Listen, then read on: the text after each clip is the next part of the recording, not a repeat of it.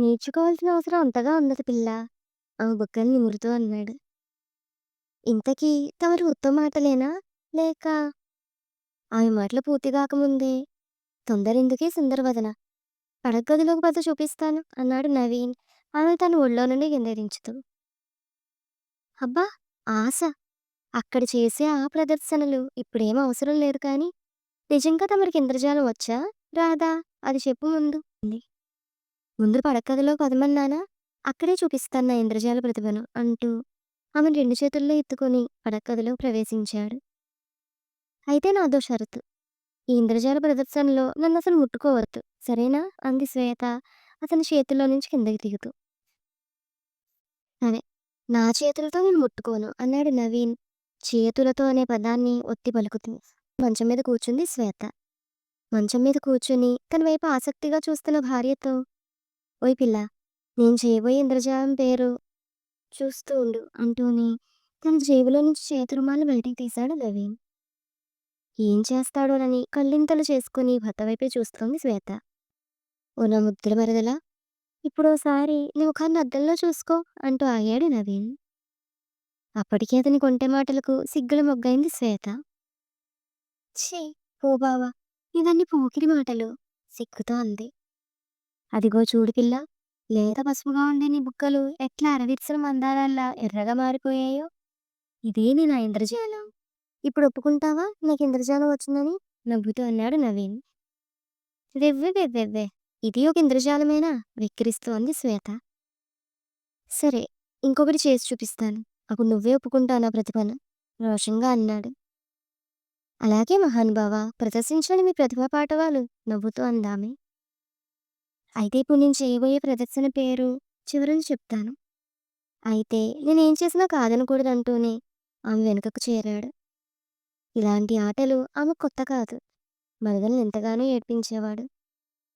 పెళ్ళైన కొత్తలో పెళ్ళయ్యాక మొదటి దసరా పండుగకు అత్తవారింటికి వెళ్ళాడు నవీన్. పండగ మర్నాడు రాత్రి నిద్రపోయాక పెన్నుతో భార్యకు మీసాలు దిద్ది పడుకున్నాడు. తెల్లవారి లేచాక అటు ఇటు తిరుగుతున్న శ్వేతను చూసి ఆమె తమ్ముడు చెల్లి ముసిముసిగా నవ్వుకుంటున్నారు. వాళ్ళెందుకు నవ్వుతున్నారో తెలియక తికమక పడింది శ్వేత.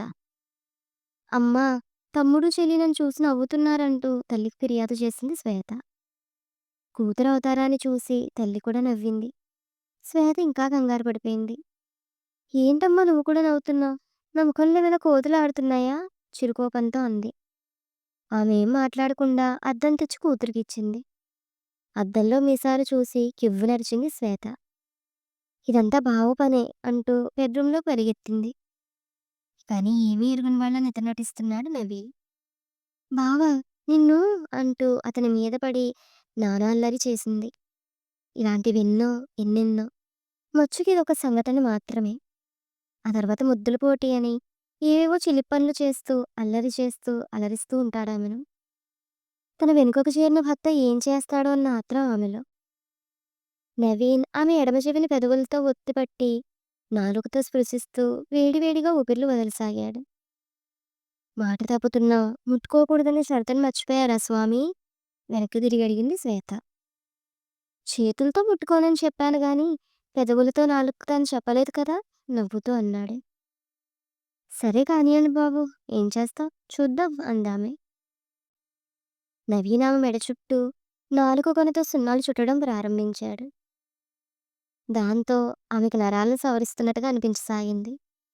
అతని నాలుక పాల భాగాన్ని నాసికను దాటి తేనెలూరే పెదవులపైకొచ్చి అర నిమిషం పాటు అదర్రసాలను రుచి చూసి మెల్లమెల్లగా ప్రయాణం చేస్తూ బుల్లి గెడ్డాన్ని మెడవంపును దాటింది. రెండు కొండల మధ్య నుండి నూగారు దారి చూపిస్తుండగా నాభిని చేరుకుంది అతని నాలుక. లోతైన ఆమె నాభి చుట్టూ నాలుక కొనతో సున్నాలు చుడుతుంటే ఆమె కూపిరి బరువుగా అనిపించసాగింది. చీరకు జాకెట్కు మధ్య ఉన్న చిన్నారి నడుమ మాత్రం పళ్ళతో కరిచిపెట్టుకున్నాడు. అప్పటికి ఆమె బరువైన ఉచ్ఛ్వాస నిశ్వాసాలతో జాకెట్ బిగితే కంపించిపోతోంది. ఏ క్షణానైనా జాకెట్లు బద్దలు కొట్టుకుని బయటకు రావాలని ఆరాటంగా చూస్తున్నట్టున్నాయి ఆమె ఎత్తైన కొవ్వుకోలాడే నాజూకు అందాల ఎత్తులు. అతను మాత్రం వాటిని ఏమి పట్టించుకోకుండా ఆమె లేత పొట్టపైన ముద్దుల వర్షం కురిపిస్తూనే ఉన్నాడు. అతను గుబురు మీసాలు పెట్టే గిలిగింతలకు ఆమె మరింతగా పరవశురాలవుతూ మంచం మీద ఎగిరెగిరి పడుతోంది. అలా 2 నిమిషాలు గడిచాయో లేదో ఫట్‌మని శబ్దం వినిపించింది. ఆ శబ్దం కోసమే ఎదురుచూస్తున్నాడు నవీన్. ఫట్‌మని ఆమె జాకెట్ పైనున్న 2 హుక్కులు తెగిపోయాయి. పిల్లా, ఇది చేతులతో పని లేకుండా జాకెట్ హుక్కులు తీయడం. ఇప్పుడు తెలిసిందా నా ప్రతిభ? అన్నాడు విజయ్ గర్వంతో. ఆమె మాత్రం ఇంకా అనుభూతుల వెలుగులో నుండి ఇంకా తేరుకోనే లేదు. మగతగా ఉందామెకు. ఇప్పుడామె శృతి చేయబడిన వీణలా ఉంది. అతను ఇంకా చొరవ చేస్తే ప్రణయరాగాలే వినిపించేవి ఆ గదిలో. కానీ అతను మాత్రం నిర్దాక్షిణ్యంగా ఆమె కింద పెదవిని గట్టిగా కొరికాడు. అబ్బా! అంటూ కళ్ళు తెరిచింది తపస్సుభంగమైన మునిలా. అసలే ఆమె గాలి సోకితేనే కందిపోయేంత సుకుమారమైన నున్లేత దొండపండు లాంటి ఎర్రని పెదవులు. భర్త వాటిని గట్టిగా కొరికేసరికి మరింత ఎరుపును సంతరించుకుంది ఆమె కింద పెదవి.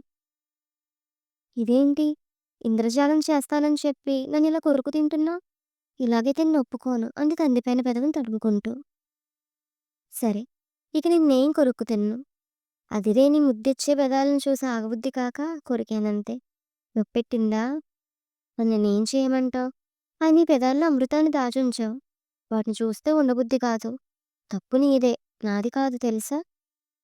సరే, వాటి సంగతి తర్వాత గాని, ఇక నా చివరి ప్రదర్శన. అదేంటంటే, నేను అడక్కపోయినా నాకిష్టమైన పనిని నీకిష్టం లేకపోయినా చేస్తావు. అలా నీతో ఆ పని చేయించడమే నా ఇంద్రజాలం అన్నాడు నవ్వుతూ నవీన్. ఏంటి? నీకిష్టమైంది నాకిష్టం లేకపోయినా నేను చేస్తానా? ఇదేదో మరీ విచిత్రంగా ఉందే. అయితే కానియండి ప్రభూ, అదీ చూద్దాం అంది శ్వేత ఉత్సాహంగా. అయితే ఒక్క నిమిషం అంటూ వంటింట్లోకి వెళ్ళాడు. కొద్దిసేపు అయ్యాక చేతిలో ఏదో పట్టుకునొచ్చాడు. ఆమె చుట్టూ తిరుగుతూ ఆమె వెనుకకు చేరి ఆమె జాకెట్ వెనక భాగంలోకి ఇందాక తెచ్చిందాన్ని లోపల వేశాడు. అతను వేసింది బొద్దింకను. బొద్దింకంటే ఆమెకు విపరీతమైన భయం. బొద్దింక ఆమె జాకెట్లో అటు ఇటు తిరగడంతో హే అంటూ గబగబా జాకెట్ విప్పేసింది. అంతే, స్వేచ్ఛా విహంగాల్లో బయటకు దూకాయి. అంతవరకు ఆమె జాకెట్లో బంధించబడిన ఆమె అత్యద్భుతమైన పూర్ణ కుంభాలు. ఏ బావా, నిన్ను అంటూ అతని మీదకు రాసాగింది. ఆమె దొరకకుండా వెనక్కి తిరిగి చూస్తూ మంచం వైపు పరిగెత్తసాగాడు. అతని వెనుకే ఆమె పరిగెత్తసాగింది. అలా పరిగెడుతున్నప్పుడు ఆమె యవ్వనగిరులు చేసే అద్భుత విన్యాసాలు అతని ముగ్ధుని చేస్తున్నాయి.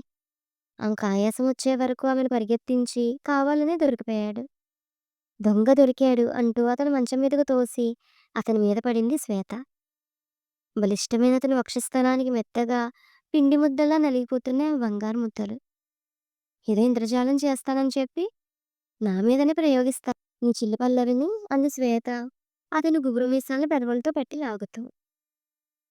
నీ మీద కాకపోతే ఆ పక్కింటి అమ్మాయి మీద ప్రయోగించమంటావా? ఉడికించాడామెను. ప్రయోగించడం కాదు, చూస్తేనే చంపేస్తాను కోపంగా అంది. ఎలా? అడిగాడు ఆమె ముక్కు కన్ను నాలుకతో గీరుతూ. ఇలా అంటూ అతని తలను తన గుండెలకేసి గట్టిగా హత్తుకుంది. ఆమె మెత్తని కొండల మధ్య ఊపిరాడక గిలగిల్లాడసాగాడు నవీన్. కిలకిలా నవ్వసాగింది శ్వేత. సమ్మోహనభరితమైన ఆమె నవ్వుకు మరింత మోహావేశుడై ఆమెను కిందకు చేర్చి మెల్లగా ఆమెను ఆక్రమించుకోసాగాడు. అడ్డుగా ఉన్న చీరను కూడా ఆమె నుండి వేరు చేశాడు. ఆమె పూర్తి నగ్నత్వంతో మిలమిలా మెరిసిపోతోంది. పెదవులతో ఆమె శరీరాన్నంతా ముద్దులతో తడితడిగా చేశాడు.